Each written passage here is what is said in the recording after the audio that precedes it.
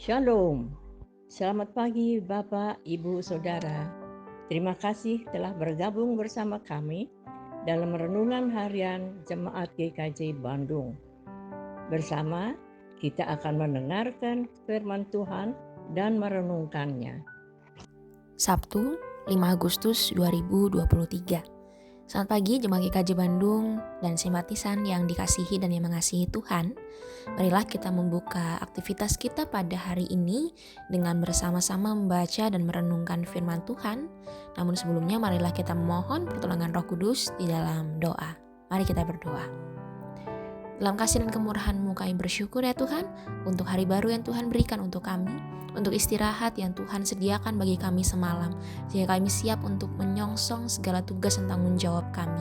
Kami rindu ya Tuhan untuk mendasari segala aktivitas kami dalam kebenaran firman Tuhan. Kiranya Roh Kudus-Mu boleh menaungi hati setiap kami, memberikan kepada kami pemahaman, sehingga kami sungguh dipenuhi dengan kesungguhan untuk melakukan apa yang seturut dengan kehendak Tuhan. Terima kasih ya Tuhan. Amin. Renungan kita pada hari ini diambil dari kitab 1 Korintus pasalnya yang ke-14, ayatnya yang ke-24 dan 25 yang demikian. Tetapi kalau semua bernubuat, lalu masuk orang yang tidak beriman atau orang baru, ia akan diyakinkan oleh semua dan diselidiki oleh semua. Segala rahasia yang terkandung di dalam hatinya akan menjadi nyata, sehingga ia akan sujud menyembah Allah dan mengaku, "Sungguh, Allah ada di tengah-tengah kamu." Renungan kita pada hari ini diberi judul Persekutuan Menyingkap Rahasia. Dalam sejarah gereja, terdapat banyak kelompok Kristen yang sangat mengagungkan karunia berbahasa roh, termasuk halnya jemaat di kota Korintus. Di pasal 12, Rasul Paulus mengatakan bahwa ia ingin agar jemaat Korintus mengetahui ajaran yang benar tentang karunia roh.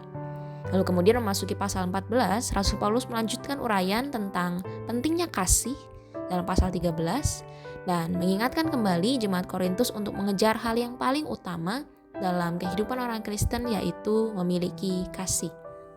Kasih menjadi alasan dan dorongan bagi orang percaya untuk memakai karunia rohani yang ada padanya untuk kepentingan bersama. Dan selanjutnya, Rasul Paulus menjelaskan bahwa karunia yang paling berguna untuk dimiliki oleh orang percaya adalah karunia bernubuat, bukan karunia berbahasa roh. Rasul Paulus tidak bermaksud untuk meremehkan atau bahkan menolak karunia berbahasa roh. Akan tetapi, agar bahasa roh itu berguna bagi orang lain, ia meminta agar orang yang memiliki karunia berbahasa roh juga berdoa agar Allah memberikan karunia untuk menerjemahkan bahasa roh itu. Sehingga setiap orang yang percaya bisa bersama-sama berdoa dan mengerti apa yang ia doakan. Dan di sisi lain, karunia untuk bernubuat bersifat membangun, menasehati, dan juga menghibur, sehingga karunia ini bermanfaat untuk anggota jemaat yang lain.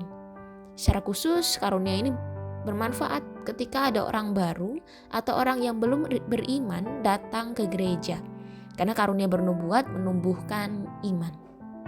Rasul Paulus meminta jemaat Korintus untuk dewasa dalam menggunakan karunia rohani yang ada pada mereka. Jangan memamerkan karunia yang tidak memberikan faedah bagi orang lain.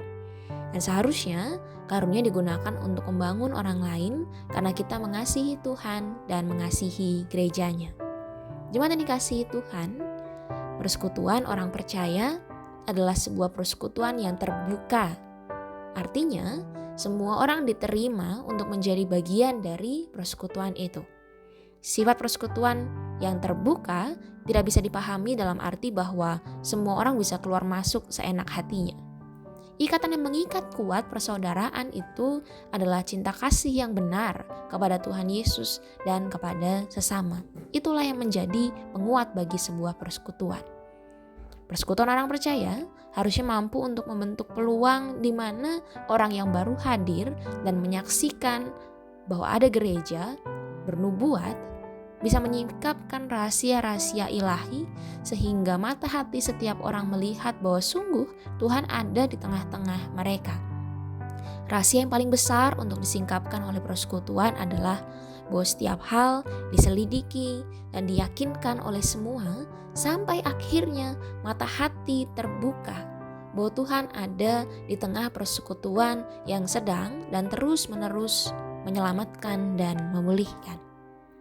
Maka mari kita terus menjaga kehidupan persekutuan kita sehingga setiap orang yang datang boleh merasakan kasih karunia Tuhan. Mari kita berdoa. Terima kasih ya Tuhan, karena firman-Mu mengingatkan kepada kami akan tugas kami sebagai anggota persekutuan untuk boleh terus menjaga kasih karunia Tuhan yang telah ada dalam kehidupan persekutuan kami. Sehingga setiap pribadi boleh merasakan bahwa Tuhan hadir, Tuhan mengasihi dan memulihkan setiap anggota persekutuan.